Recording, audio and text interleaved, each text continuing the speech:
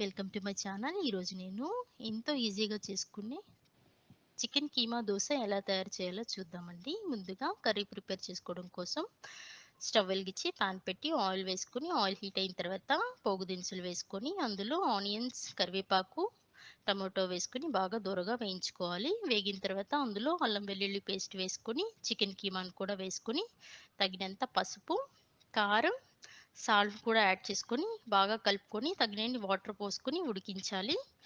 ఉడికిన తర్వాత అందులో గరం మసాలా, ధనియాల పొడి, కొత్తిమీర వేసుకొని మరికొన్ని నిమిషాలు ఉడికించి పక్కన పెట్టుకోవాలి. తర్వాత దోస వేసుకొని దాని మీద ఎగ్ కూడా వేసుకొని బాగా స్ప్రెడ్ చేయాలి.